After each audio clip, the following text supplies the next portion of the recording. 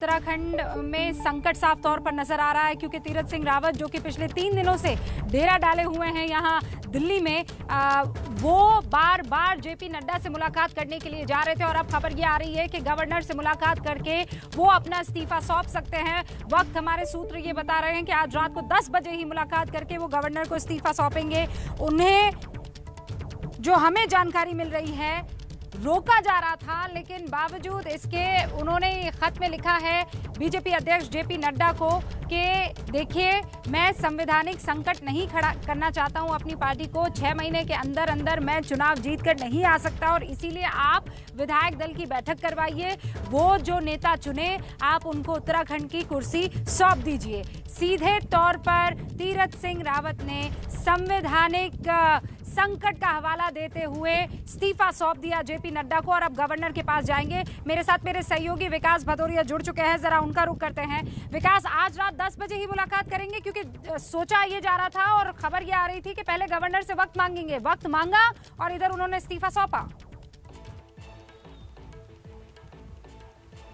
जी हाँ, बिल्कुल। देखिए, खबर तो ये भी आ रही थी कि वो आते ही पहले सबसे पहले विधान भवन जाएंगे, राजभवन जाएंगे और इस्तीफा सौंप देंगे। लेकिन परिवर्तन है, 9:30 बजे प्रेस कॉन्फ्रेंस करेंगे, उसके बाद तय होगा। लेकिन इससे सबसे बड़ी खबर ये है कि 4 बजे विधायक दल की बैठक होगी और विधायक दल की बैठक में नरेंद्र सिंह तोमर पर्यवेक्षक बन के जा रहे हैं।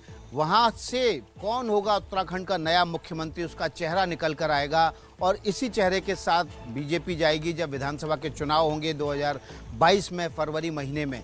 तो इस वक्त की जो बड़ी खबर है, तीरथ सिंह रावत, अब देखिए बीती कहानी हो गई, अब अगला नेता कौन है इस पर सबका फोकस हो गया है। और इस समय दिल्ली से लेकर देहरादून तक जबरदस्त तरीके से तमाम विधायक, तमाम मंत्री, तमाम सीनियर नेता इस उहापोह में लगे हुए हैं कि किसी तरह अब उनका नाम आ जाए, वे मुख्यमंत्री बन जाएं। लगातार बैठकों का दौर चल रहा है, लगातार लॉबिंग चल रही है देहरादून में, जो कि बहुत इंटरेस्टिंग है। नहीं, आप ये कह रहे हैं कि अब बीता वक्त हो गया, लेकिन ये सब हुआ क्यों?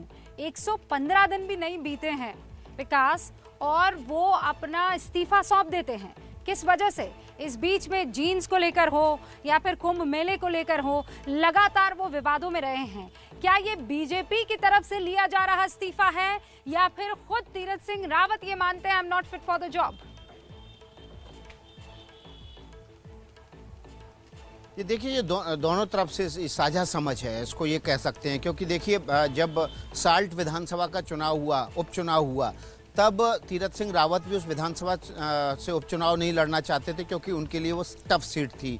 बीजेपी नेतृत्व ने भी उनको कहा कि आप आगे लड़ लीजिएगा, डोईवाला सीट जहाँ से त्रिवेंद्र सिंह रावत अभी विधायक हैं वो इस्तीफा देंगे, आप वहाँ से विधानसभा लड़ लेना ना, आप लोकसभा से इस्तीफा दोगे, वहाँ से त्रिवेंद्र रावत लोकसभा चुनाव लड़ लेंगे, स्वैपिंग हो जाती।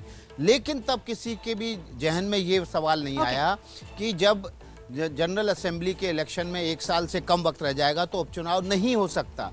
और देखिए, उसके बाद 2 सीटें खाली हो गई, हल्द्वानी की और गंगोत्री की, लेकिन उसके बावजूद उपचुनाव नहीं हो सकता, इसलिए तीरथ सिंह रावत को इस्तीफा देना ही था। और आज उन्होंने सुबह जेपी नड्डा को दोपहर में अपना इस्तीफा सौंप के चले गए और औपचारिक रूप से इस्तीफा राज्यपाल को सौंपेंगे। अब क्या ये बीजेपी के लिए विन विन सिचुएशन है? क्योंकि यहाँ पर मॉरल हाई ग्राउंड लिया जा सकता है कि देखिए, चुनाव चूंकि मैं लड़ ही नहीं सकता हूँ, इसके तहत बेहतर यही होगा कि जो लोग चुने गए हैं वो अब प्रतिनिधित्व करें उत्तराखंड का।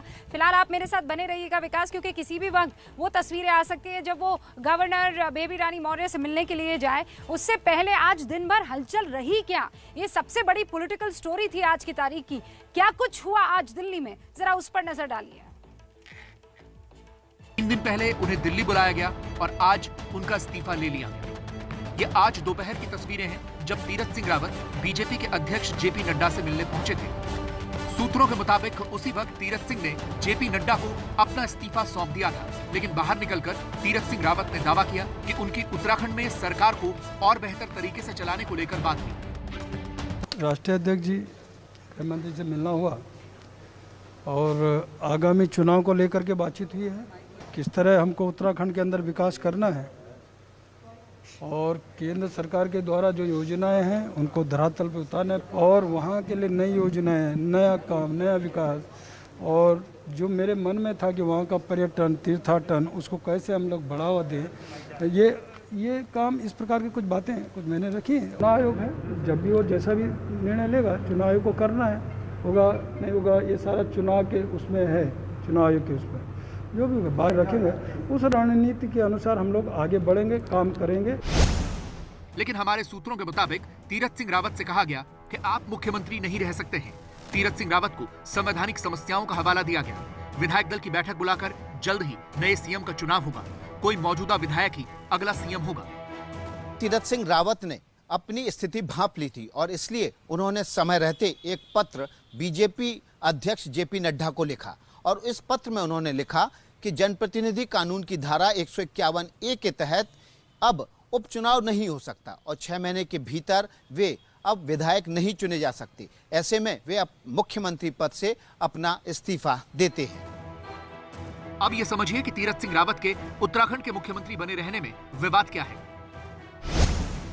नियम के मुताबिक मुख्यमंत्री अगर विधानमंडल दल का सदस्य नहीं है तो उसे 6 महीने में चुनाव जीतना होता है। तीरथ सिंह रावत विधायक नहीं है, गढ़वाल से सांसद है। वो 10 मार्च 2021 को मुख्यमंत्री बने थे। इस हिसाब से उन्हें 10 सितंबर 2021 तक विधायक बनना था, लेकिन चुनाव आयोग ने कोरोना की वजह से अभी सारे उपचुनाव स्थगित किए हैं। उत्तराखंड में 8 महीने के भीतर विधानसभा चुनाव होने हैं। ऐसे हालात में तीरथ सिंह रावत का मुख्यमंत्री बने रहना संभव नहीं था, लेकिन वो सितंबर तक तो उत्तराखंड के मुख्यमंत्री बने रह सकते थे। अगर पार्टी को उन्हें हटाना ही था तो 6 महीने होने देती, लेकिन ऐसा हुआ नहीं और इसकी वजह है तीरथ सिंह रावत से जुड़े कई विवाद। 4 महीने से भी कम समय में तीरथ सिंह रावत के कई विवादित बयान आए, कभी महिलाओं की फटी जीन्स पहनने पर तो कभी गंगाजल से कोरोना नहीं होने को लेकर। और बहन जी बैठी थी तो बातचीत हुई, लेकिन मैंने जब उनकी तरफ देखा तो नीचे गमबूट थे, जब और ऊपर देखा तो घुटने फटे थे, हाथ देखे तो कई कड़े थे, लेकिन जब ये घुटने देखे बच्चे 2 साथ में उनके थे। मैं कहा बहन जी कहाँ जाना है? दिल्ली जाना है। एनजीओ चलाती है, घुटने फटे दिखते हैं, समाज के बीच में जाती हो, बच्चे साथ में हैं, क्या संस्कार हो? यहाँ तो फैला हुआ है, खुले में, यहाँ ओपन है और गंगा के पास है। माँ गंगा का अपना धारा का पूरी तरह बहाव, आशीर्वाद ये सब लेके जाएंगे तो उससे तुलना नहीं करनी चाहिए। ऐसे बयानों से बीजेपी की बहुत बदनामी हो रही थी, इसीलिए बीजेपी ने उन्हें हटाना ही सही समझा। हालांकि कांग्रेस का कहना है कि बीजेपी तीरथ सिंह रावत के नेतृत्व में चुनाव में नहीं जाना चाहती थी, इसलिए डर रही है। तीरथ रावत जी भी कोई अपने आप को मुख्यमंत्री के रूप में स्थापित कर पाने में सक्षम नहीं हुए। लगातार पूर्व मुख्यमंत्री त्रिवेंद्र रावत जी के फैसलों को बदलने और पलटने के लिए वो जाने जाते रहे और अपनी अमर्यादित टिप्पणियों के लिए तो वो खासे कुख्यात भी हो गए। ऐसे में अगर चुनावी साल में उनका मुख्यमंत्री हारता है सीट से तो कहीं ना कहीं भाजपा की भारी किरकिरी होगी। इसी डर की वजह से उन्होंने सल्ट उपचुनाव छोड़ दिया, मुख्यमंत्री को वहां से नहीं लड़ाया गया। तीरथ सिंह रावत जाएंगे तो फिर 6 महीने के लिए उत्तराखंड को एक और नया मुख्यमंत्री मिलेगा। ये उत्तराखंड का दुर्भाग्य है कि सिर्फ 20 साल में उत्तराखंड को 11वां मुख्यमंत्री मिलेगा।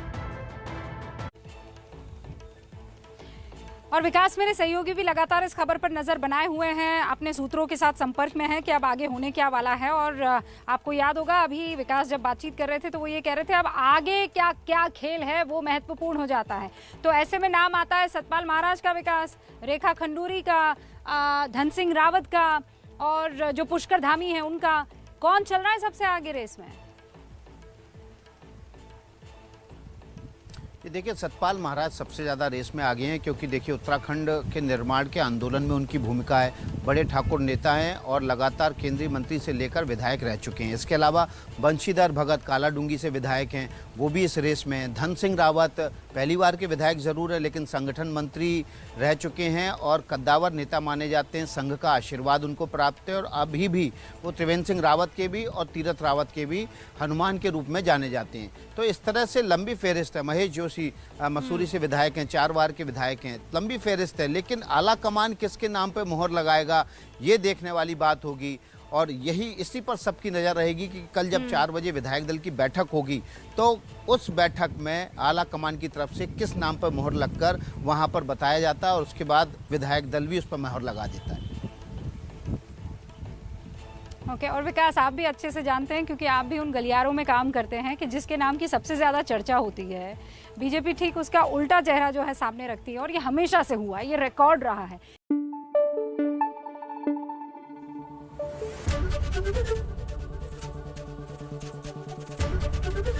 एबीपी न्यूज़ आपको रखे आगे।